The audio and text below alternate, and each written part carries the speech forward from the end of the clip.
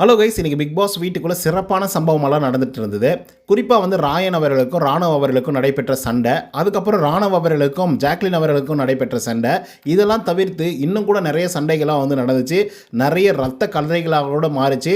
சொல்லப்போனால் முத்துக்குமரனை தூக்கி தொம்முன்னு ஒரு போடு போட்டாங்க.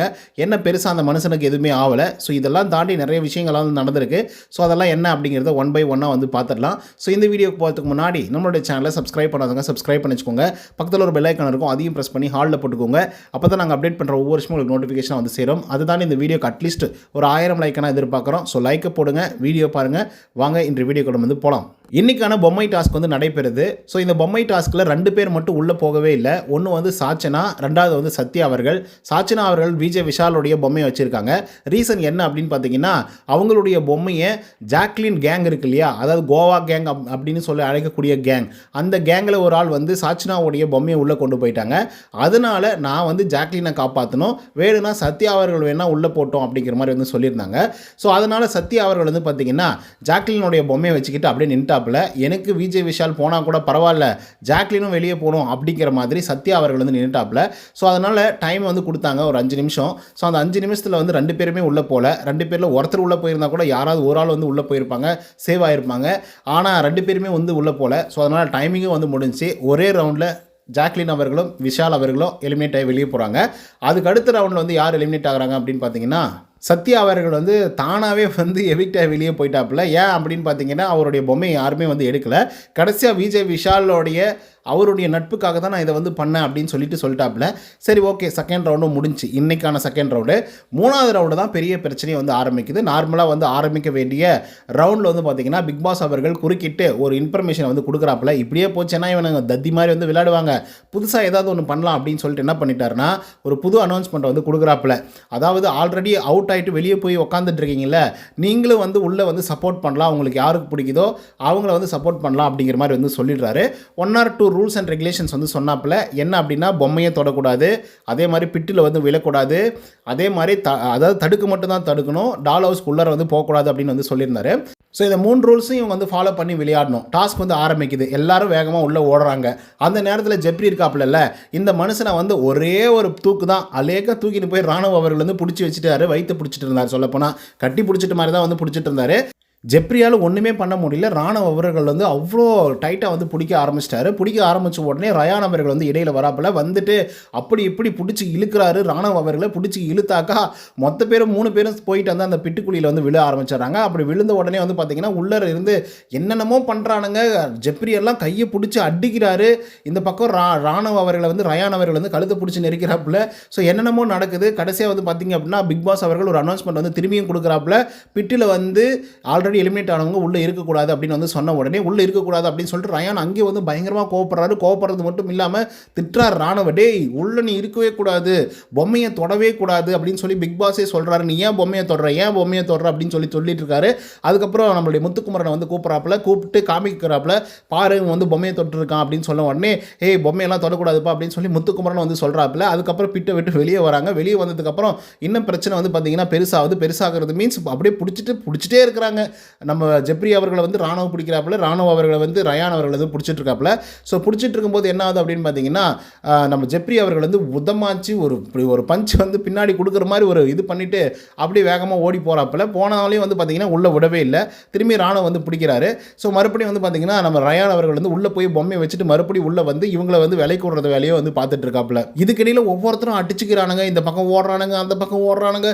உள்ளே போய் அருண் பிரசாத், சிவகுமார் அவங்கெல்லாம் வந்து வச்சுட்டாங்க. கடைசியாக வந்து மஞ்சரியை உள்ளே போகணும், இல்லைனா ஜெப்ரி உள்ளே போகணும். ஜெப்ரி உள்ளே போனால் ரயான் அவர்கள் வந்து காப்பாற்றப்படுவார். இல்லைனா மஞ்சரி அவர்கள் உள்ளே போனாங்க அப்படின்னா ரயான் அவர்கள் வந்து வெளியே வந்துடுவாப்புல. ஸோ இந்த மாதிரி தான் வந்து பார்த்திங்க அப்படின்னா இருந்துகிட்ருக்கு. ஸோ இந்த மாதிரி இருக்கும்போது வந்து பார்த்திங்கன்னா மஞ்சரியை வந்து காப்பாற்று, அது மீன்ஸ் அவங்கள வந்து உள்ளே அனுப்பாமல் பார்த்துக்கலாம் அப்படின்னு சொல்லிட்டு ரயான் அவர்கள் போயிட்டு பிடிக்கிறாப்புல. ஸோ பிடிச்சி இழுக்கிறாரு. பின்னாடியே வந்து முத்துக்குமரன் வந்து இழுக்கிறாரு. அதுக்கப்புறம் வந்து சாச்சனா வந்து இழுக்கிறாங்க. மற்றவங்கலாம் வந்து பார்த்தீங்கன்னா மஞ்சரி அவர்களை பிடிச்சி இழுக்கிறாங்க. ஸோ ரயானை பிடிச்சி இருந்த ஒரே ஆள் வந்து பார்த்தீங்கன்னா முத்துக்குமரன், லைட்டாக பிடிச்சி இழுத்தது வந்து சாச்சனா. அவ்வளோதான். இது எதுக்காக சொல்கிறேன் அப்படிங்கிறத லேட்டராக வந்து சொல்கிறேன். ஸோ அதுக்கப்புறம் மஞ்சரி அவர்கள் வந்து தடுமாறி உள்ளே போய் அவங்க வந்து வச்சிடுறாங்க. அதுக்கப்புறம் வந்து பார்த்தீங்கன்னா ஜெப்ரி அவர்கள் வந்து அவுட் ஆயிடுறாப்புல. ராணுவ மேலே செம்ம காண்டில் வந்து இருக்காப்புல நம்மளுடைய ரயான் அவர்கள். இதை வந்து சொல்ல மறந்துட்டேன். முத்துக்குமரன் போயிட்டு ரயான் அவர்களை வந்து பிடிப்பாங்க. ஏன் பிடிப்பாரு அப்படின்னா, மஞ்சரி அவர்களை வந்து ரயான் அவர்கள் வந்து பிடிக்கணும்னு சொல்லி ட்ரை பண்ணுவார். மஞ்சரி அவர்கள் உள்ளே போகணும் அப்படிங்கிறது தான் முத்துக்குமரனுடைய நோக்கமாக இருந்தது. சரி, அவங்க மஞ்சரி அவர்களை உள்ளே போக விடாமல் தடுக்கிறது யாரா அப்படின்னா ரயான் அவர்கள். சரி, ஓகே, ரயானை நம்ம பிடிச்சிக்கலாம் அப்படின்னு சொல்லிட்டு பயங்கரமாக கட்டி பிடிக்கிறாப்புல அந்த மனுஷனும். ஸோ அப்படி பிடிச்ச உடனே உதமாச்சு, டே நீ என்னை வந்து பிடிக்கக்கூடாதுடா, பொம்மை என் கையில் கிடையவே கிடையாது, என்னடா ரூல்ஸை நீங்கள் ஃபாலோ பண்ணி விளையாடுறீங்க அப்படின்னு சொல்லிட்டு ரயான் ஒரு மாதிரி வந்து டென்ஷன் ஆகுறான், கத்துறான், என்னென்னமோ பண்ணுறான்.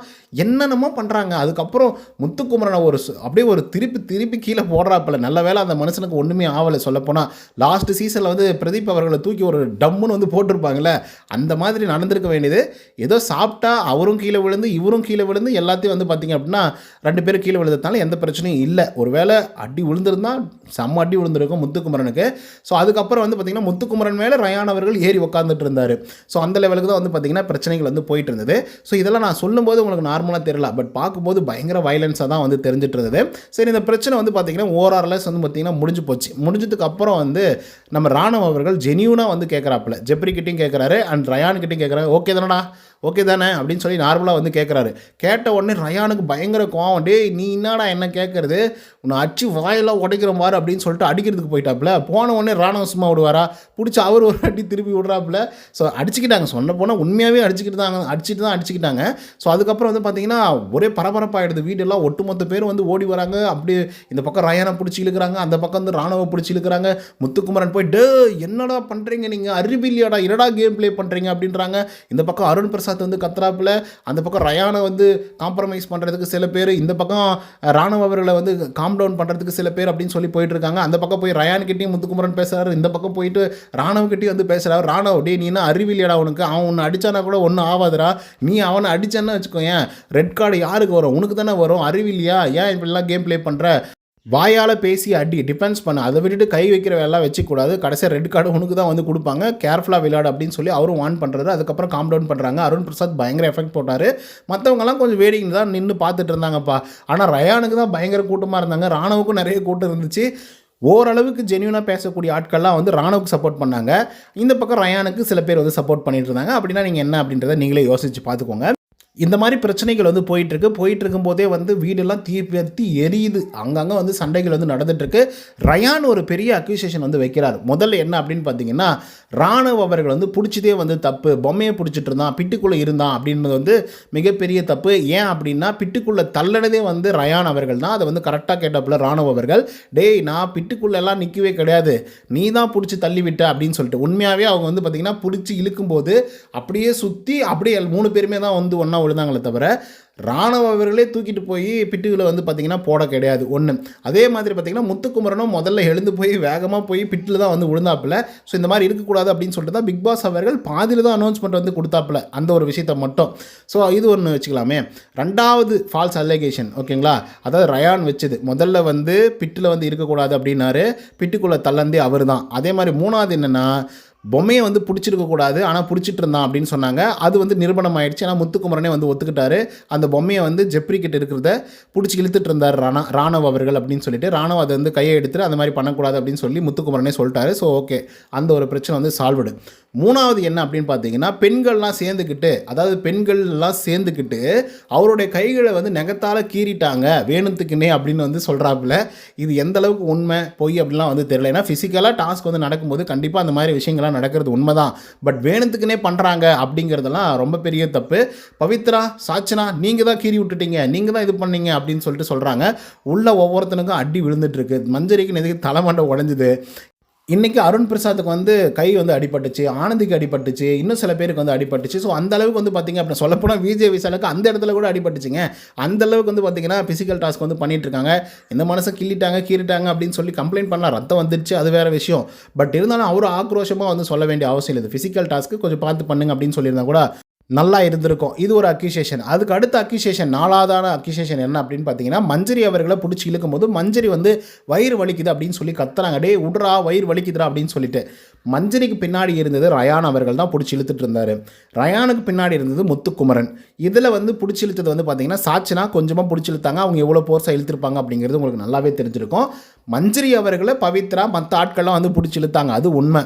ஆனால் ரயான் அவர்களை பிடிச்சி இழுத்தது வந்து பார்த்திங்கன்னா முத்துக்குமரன் மட்டும்தான். ஸோ நான் ஏன் இதை அழுத்தி சொல்கிறேன் அப்படின்னு பார்த்தீங்கன்னா, நம்ம ரயான் கிட்ட மஞ்சரி அவர்கள் சொல்லும்போது ரயான் சொன்னது, என்ன 4 பேர் வந்து புடிச்சு இழுக்குறாங்க, 4 பேர் ஒரேடியா புடிச்சு இழுக்கும்போது என்னுடைய ஃபோர்ஸ் வந்து உங்ககிட்ட இருக்கும்போது உங்களையும் தான் நான் சேர்த்து வந்து இழுப்பேன். ஸோ அதுக்கு நான் பொறுப்பு கிடையாது அப்படின்னு சொல்லிட்டாப்புல ரயான் அவர்கள். டேய் கூப்பிட்ட அங்கே பிடிச்சி இழுத்ததே ஒருத்த மட்டும் தான்டா, நீ என்னடா 4 பேர் கணக்கு சொல்கிற அப்படிங்கிற மாதிரி வந்துருந்தது. அந்த இடத்துல ஒரு பொய் வந்து நிரூபணமானது. அதுக்கு அடுத்த அலிகேஷன் என்ன அப்படின்னா, 5வதாக எல்லாரும் சேர்ந்துக்கிட்டு ரயானுக்கு எதிர்த்து வந்து விளையாடுறாங்க, ரயான் வந்து உள்ளே போகக்கூடாது அப்படின்னு சொல்லிட்டு எல்லாரும் கத்துறாங்க அப்படின்னு சொல்லிட்டு இவர் ஒரு பக்கம் வந்து டென்ஷன் ஆகிறாரு. நான் பார்த்தேன் 8 பேர் வந்து கத்துறீங்க, நான் பார்த்தேன் அந்த 8 பேரை சும்மாவே விட மாட்டேன் அப்படின்ற லெவலுக்கு வந்து பேசுகிறாரு. அங்கே மஞ்சரியை பிடிச்சி இழுத்துட்டு இருக்காரு, ஜெப்ரியை பிடிச்சி இது பண்ணிட்டு இருக்காரு. அந்த மனுஷன் எப்படா 8 பேர் கத்துறத வந்து பார்த்தாரு அப்படின்லாம் சத்தியமாக வந்து எனக்கு தெரியல. அதை தாண்டி இதுதான் கேம் அப்படின்னு சொல்லி வரும்போது, நீங்கள் ஏன் அவ்வளோ தூரம் வந்து கஷ்டப்படுறீங்க, இவ்வளோ தூரம் ஏன் நீங்கள் வந்து இவ்வளோ அர்ட் ஆகுறீங்க அப்படிங்கிறது தான் பெரிய கேள்வியாக வந்து இருந்துகிட்ருக்கு. எப்படி பார்த்தாலையும் ஒரு ஆளை வந்து எவிக்ட் பண்ணி தான் வெளியே அனுப்பணும். அது ரயானா இருந்தால் நல்லாயிருக்கும் அப்படின்னு அவங்க நினைக்கிறதுல ஒன்றும் தப்பு கிடையாது. அதுதானே கேம் அப்படின்னு சொல்லி வரும்போது கேமாக தான் வந்து பார்த்துட்டு இருப்பாங்க. உடனே அதுக்கு வந்து எல்லாரையும் மிரட்டுற மாதிரி ஒரு பதிவு பண்ணுறது, எல்லாரையும் மிரட்டுற மாதிரி ஒரு விஷயத்தை வந்து சொல்கிறது அப்படிங்கிறது எந்த விதத்தில் நியாயமாக இருக்கும் அப்படின்னு சொல்லிட்டு நீங்களே கமெண்ட்டில் பதிவு பண்ணுங்கள். சரி, இந்த பிரச்சனைலாம் முடிஞ்சதுக்கப்புறம் ஜாக்லினால் வந்து அதை ஏற்றுக்கவே முடியலையாம். போய் கிச்சனில் போய் அழுதுட்டு இருக்காங்க. ஏமா அழுதுட்டு இருக்க, ஒருத்தனை வந்து எல்லாருமே டார்கெட் பண்ணுறாங்கன்னா பண்ணுவாங்க. ஏன்னா ரயான் அவர்கள் வெரி ஸ்ட்ராங்காக வந்து தெரிகிறாரு, அவர் எல்லா ஸ்ட்ராட்டஜியும் பிளான் பண்ணுறாப்புல. அப்படி ஒரு சான்ஸ் கிடைக்கும்போது ரயான் அவர்களை தூக்கி வெளியே அனுப்பணும் தான் நினைப்பாங்க. இதில் என்ன இருக்குது? ஸோ அதுக்கு வந்து கண்ணீர் விட்டு அழுதுட்டு இருக்காங்க. இவங்களுக்காக இவங்க அழுதுறதா பரவாயில்ல, ரயானுக்காக இவங்க அழுதுட்டு இருக்காங்க. ராணுவம் வந்து அடிக்க போனார், அதெல்லாம் இவங்களுக்கு வந்து தெரியவே இல்லை. ரயானை வந்து உள்ளே வந்து போக விடாமல் பண்ணிட்டாங்க அப்படின்னு சொல்லிட்டு கண்ணீர் விடுறாங்க ஜாக்லின். இது வந்து உண்மை கண்ணீரா இல்லை வந்து பொய் கண்ணீரா அப்படிங்கிறத நீங்களே கமெண்ட்டில் சொல்லுங்கள். இப்போ ரயான் இவ்வளோ தூரம் எகர்றாரு, இவ்வளோ ஃபால்ஸ் அலிகேஷன்லாம் வைக்கிறாப்புல. ஸோ இதுக்கு ஒரு சிறந்த எடுத்துக்காட்டை வந்து சொல்லி ஆகணும், இது வந்து தப்பு தான் அப்படின்னு சொல்லிட்டு. என்ன அப்படின்னு பார்த்தீங்கன்னா, ஜெப்ரி அவர்கள்கிட்ட நிப்பாட்டி கேள்வி கேட்குறாரு. உன்னுடைய வயிற்றை பிடிச்சி பயங்கரமாக அழுத்தினானா இல்லையாடா, மூச்சு விடாமல் உனக்கு வந்து போச்சா இல்லையாடா அப்படின்னு சொல்லும்போது ஜெப்ரி வந்து டக்குன்னு ஒரே செகண்ட் தான் இக்னோர் பண்ணிட்டு போயிட்டே இருந்தார். அவர் வந்து எப்படி கேம் ப்ளே பண்ணார் அப்படின்றத பற்றி தான் பேசினாரே தவிர ஃபிசிக்கலான விஷயத்தை பற்றி அவர் வந்து பெருசாக வந்து ஜெப்ரி அவர்கள் வந்து பேசலை. மற்றவங்கலாம் பேசினதுக்கு அப்புறம் தான் ஜெப்ரி வந்து ஆமாம் நம்மளும் வந்து வேலிடான பாயிண்ட்டை சொல்லணுமே அப்படின்னு சொல்லிட்டு சொன்ன மாதிரி வந்து இருந்தது.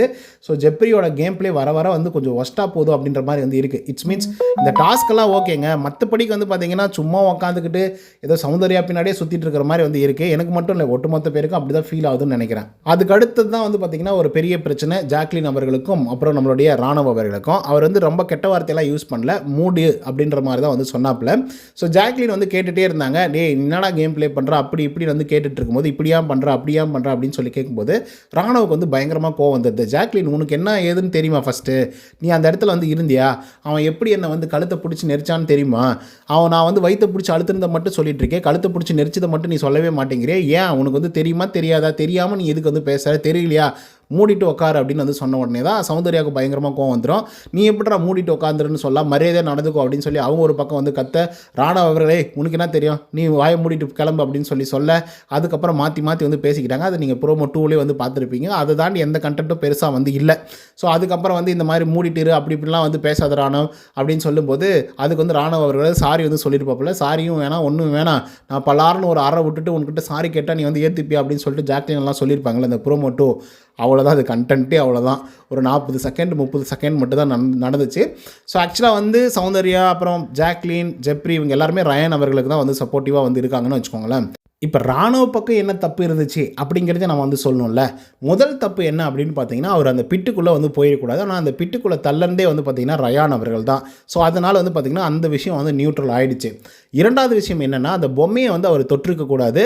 அவர் வந்து பிடிச்சி இழுத்ததாக முத்துக்குமரனே சாட்சி சொல்கிறாப்புல. மோஸ்ட்லி அந்த மனுஷன் வந்து எனக்கு தெரிஞ்சு 99% வந்து பொய் சொல்ல மாட்டார். ஸோ அதனால் ராணுவ வீரர்களுக்கு அந்த ஒரு பிரச்சனை மட்டும் வரதுக்கான வாய்ப்புகள் இருக்குது. அதுக்கு அடுத்ததாக மூணாவது, ரயான் அவர்கள் அடிக்கி போனதுக்கப்புறம் இவரும் வந்து அடித்தார் இல்லையா.